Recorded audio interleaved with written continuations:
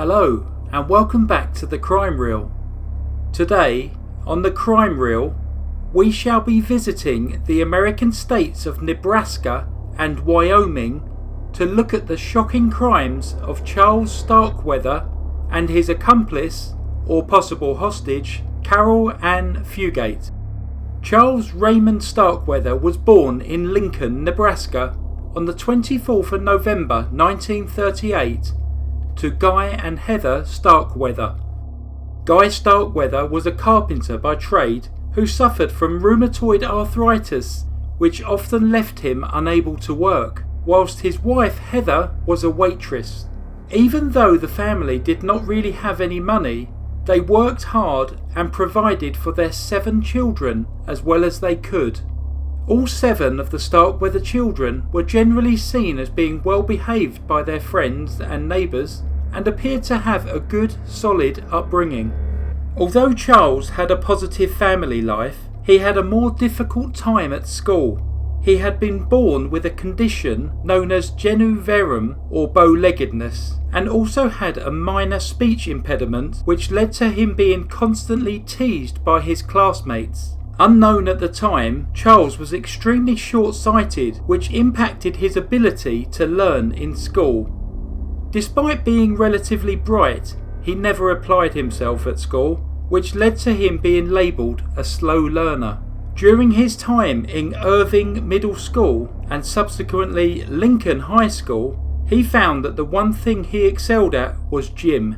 He trained hard and was well coordinated and strong. However, he used this positive change in his life and his newfound physical strength to intimidate and fight those who had once bullied him. It wasn't long before his aggression was directed to anyone he disliked or that he felt was in some way better than him, better looking, better dressed, and pretty soon his reputation as a well-behaved teenager had turned into notoriety for being one of the meanest and toughest kids in Lincoln. In his early teens, Charles had a fight with another young man by the name of Bob Von Bush, and after resolving their differences, they became close friends. Bob was quoted as saying that Charles would be one of the kindest people you've ever seen if he liked you, and one of the meanest if he did not.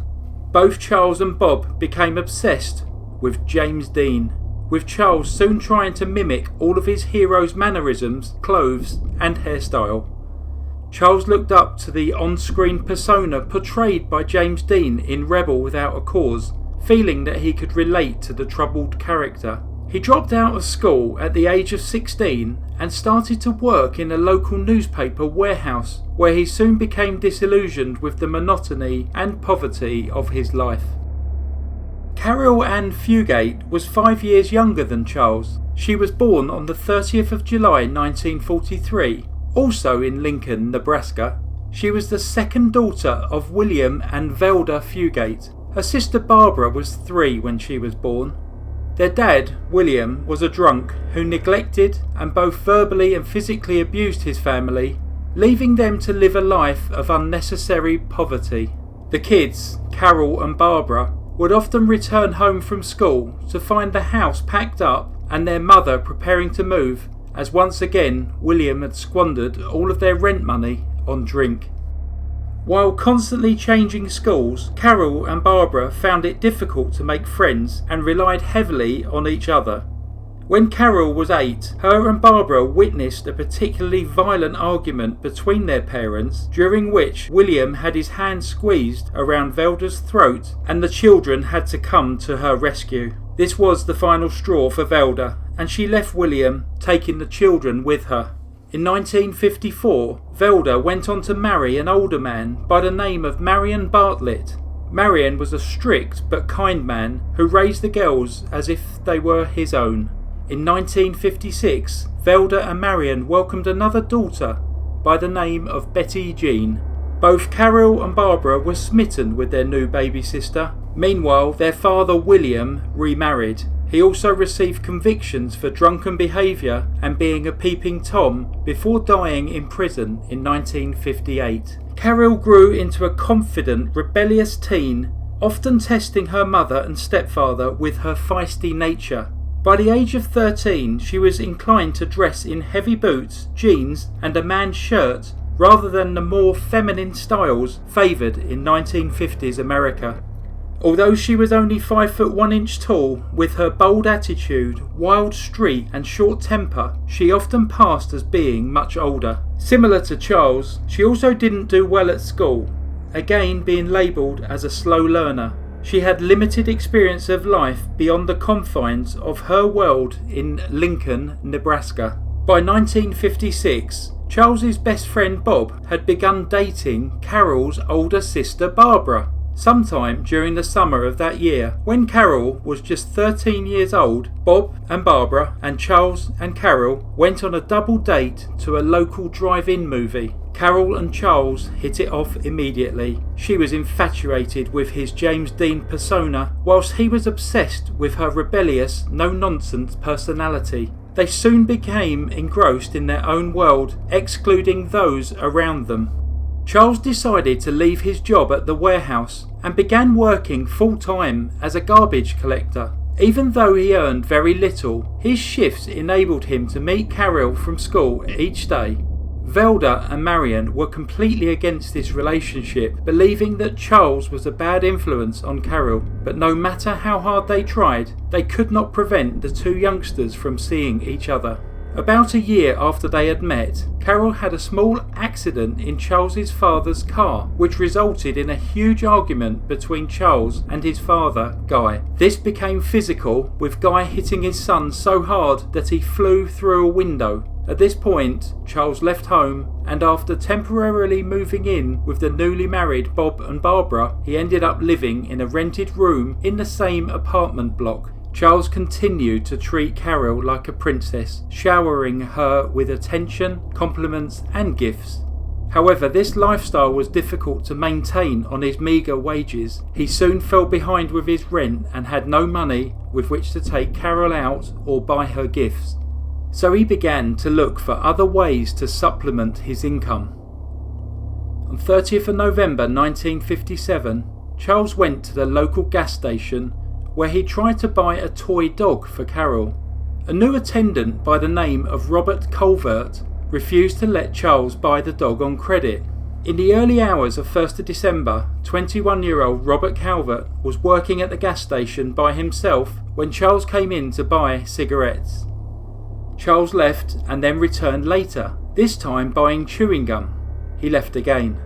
He subsequently returned a third time wearing a red bandana and a hat while brandishing a shotgun. Charles handed Robert a cash bag, asking him to fill it from the till, a total of $108. He then insisted that Robert open the safe, but because Robert was a new employee, he did not have the safe code and was genuinely unable to do so. At this point, a raging and frustrated Charles bundled Robert into the front of his car. He drove him to a dirt road just outside of Lincoln, where he shot him in the head. Robert died immediately, leaving behind his wife, who 5 months later gave birth to their baby daughter. Charles later described how he had felt nervous before the robbery. However, his nerves diminished once he was in control of the situation, and later, once he pulled the trigger, he felt a sense of calm over him, believing he was now above the law and untouchable. Later that day, he went to meet Caril and he told her about the robbery. This is where reports start to vary. Some state that he told Caril about the murder, and the fact that she did not end their relationship meant that Charles assumed that they were now in it together. Others describe Charles as telling Caril about the robbery and blaming the shooting on an unnamed accomplice.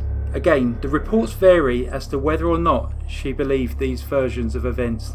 The murder and robbery became a major news event in the low crime area of Lincoln, Nebraska.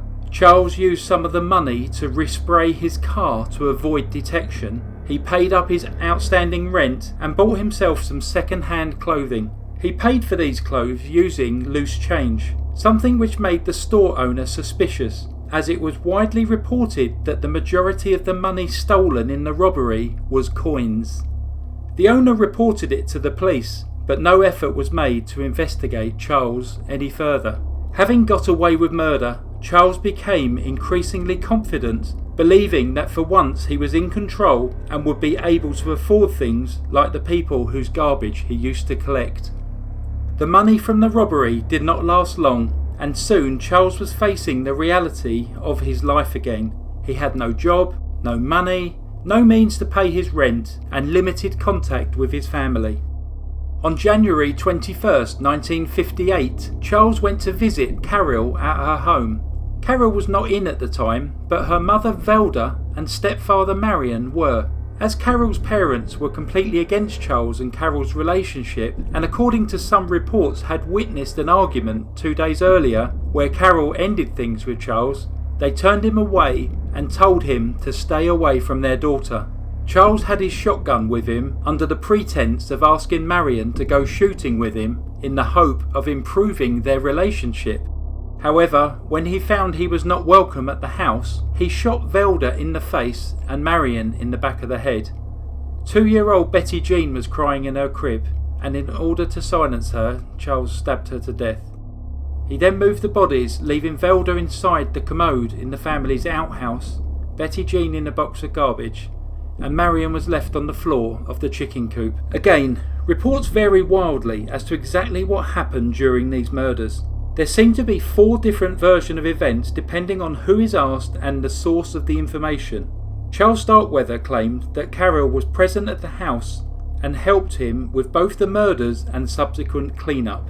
Carol Ann claimed that she had returned home from school to find Charles threatening her with a gun. Her family gone, and she became his hostage. Some reports state that when she arrived back from school to find her family missing and Charles in her house with a gun, she still became a willing accomplice from that point onwards, while others report that she returned home to find that her parents and baby sister had been murdered, and she willingly assisted Charles with cleaning up the bodies and mess. Whether or not Caril knew that her family were dead, or whether she was there at her own free will, or being held as a hostage, one thing that is known for certain is that Charles and Caril spent the next 6 days living in her parents' house. Charles went to a payphone and called Marion's employers to inform them he was ill and would not be at work for a few days. Caril taped a handwritten note to the front door asking people to stay away as they were all sick with the flu. They survived on bread and milk, bought on credit from the milkman. They also obtained a few other essentials when Charles visited the nearby grocery store to buy them. This later led to some people questioning whether 14-year-old Caril was truly a hostage, as surely this would have given her the time to escape. Eventually, friends and family became suspicious of the excuses. Again, reports vary. Did Caril turn everyone away using the excuse of the flu? Or, as has been separately reported, did she warn people to leave believing her family lives were in danger? Marion's boss, Caril's grandmother and Bob von Busch all reported their concerns to the police. When the police eventually went to investigate the property, they found the bodies of Velda, Marion and baby Betty Jean. But Charles and Caril were already on the run. A police bulletin was immediately issued for their arrest, but few could have predicted the events that would follow. Aware that the police would soon be looking for them, Charles knew that they had to find a different car to make their escape. He decided to find refuge at the house of August Mayer, an elderly family friend. August was a bachelor who lived on a farm in a remote location approximately 20 miles outside of Lincoln. August had known Charles since he was a young boy, but upon their arrival at the farm, Charles fatally shot August in the head. August's body was carried into an outhouse and hidden with a blanket. Charles and Caril then stole August's money and guns and tried to make their escape. As they drove away down a muddy path, they got their car stuck and resorted to leaving on foot. Hiding their guns, they managed to hitch a ride from 2 local teenagers, 17-year-old Robert Jensen and his girlfriend Carol King. Almost immediately, Charles pulled a gun on the young couple and forced them to drive back to an abandoned storm cellar near August's farm. Once in the cellar, Robert was shot multiple times in the head. Carol was shot once in the head and had been stabbed repeatedly. Again, there is ambiguity over who was actually responsible for these killings. Charles later confessed to the murder of Robert, but said that Caril killed Caril King in a jealous rage. However, some sources state that Caril was left in the car whilst Charles carried out these murders by himself. Charles and Caril then fled in Robert Jensen's car, and for some unknown reason decided to return to Lincoln, even driving past Caril's home to see if the bodies of her family had been discovered. They headed on to a more affluent area of the town, where they approached the house of C. Lower Ward, a successful 47-year-old businessman. In the house were his 46-year-old wife, Clara, 51-year-old maid, LILLIAN FENCI, and the family's 2 dogs, Queenie and Susie. When there was a knock at the front door, the maid, LILLIAN, opened the door to be greeted by Charles pointing a shotgun directly at her face before forcing his way into the home. Charles then proceeded to have both the maid and Clara make food for him in order to assert power over one of the richest families in the area, for whom he had previously collected trash.